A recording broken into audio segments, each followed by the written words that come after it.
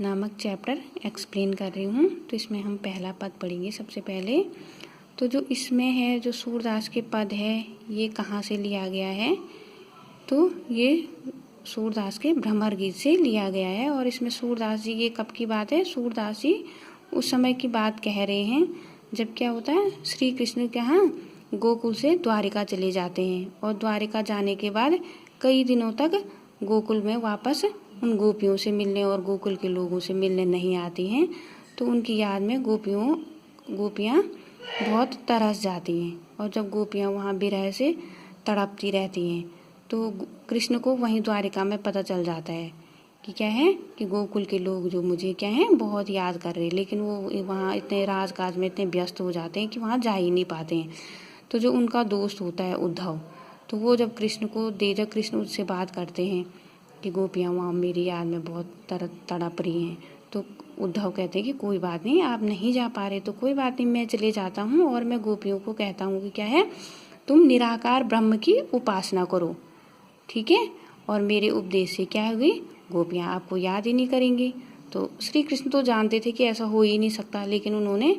कहा, उद्धव से कहा कि ठीक है आप जाओ, अगर गोपियों को समझा सको तो समझा के आना, ठीक है। तो जब वो गोपियाँ को उद्धव उपदेश देते हैं, ब्रह्मा का, निराकार ब्रह्मा का उपदेश देते हैं, तो उस पर गोपियों को बड़ा गुस्सा आता है, ठीक है। और गुस्सा आता है तो वो क्या कहते हैं, उद्धव से कहती हैं,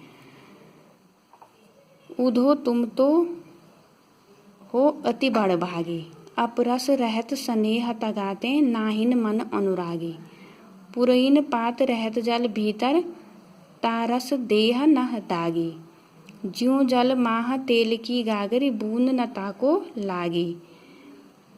प्रीति नदी में पाँव न बोरियो, दृष्टि न रूप परागी, सूरदास अबला हम भोरी, गुर चाटी ज्यों पागी। तो इसमें क्या कह रही गोपियाँ उद्धव से,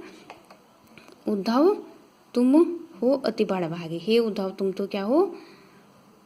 अति मतलब बहुत भाग्यशाली हो, बड़भागी मतलब बहुत भाग्यशाली है। अपरस रहत स्नेह तगाते, जो कि क्या है, इतने समय से कृष्ण के साथ रह रहे हो, और अपरस मतलब होता है अछूता, और इतने 7 साल रहने के बाद भी आप क्या है, कृष्ण से आपको प्रेम ही नहीं हुआ, ना ही मन उनके प्रेम को आपने पहचाना ही नहीं है, ठीक है। पुरैन पात रहत जल भीतर, आप तो क्या है उसी के समान हो, पुरैन पात मतलब आप तो उस कमल के फूल के समान हो। ताजल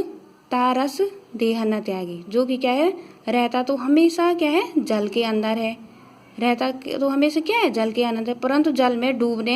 हमेशा जल में डूबने से बचा रहता है। कमल का फूल देखा है ना, देख कर रहता तो पानी में, लेकिन हमेशा पानी के ऊपर ही रहता है। तो वो क्या है, गोपियाँ उद्धव को उसी प्रकार से बोल रही हैं। दूसरा एग्जाम्पल वो क्या दे रही है, ज्यों जल माह तेल की गागरी, बूंद न ताको लागे, जिस प्रकार क्या है, तेल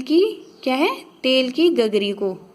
अगर तेल की जो गगरी है उसको जल में भिगोएंगे तो क्या होगा, तो वो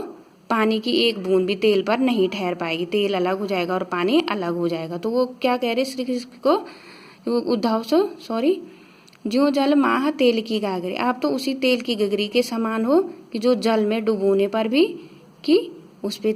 पानी की एक बूंद भी नहीं लगेगी। प्रीति नदी में पाँव न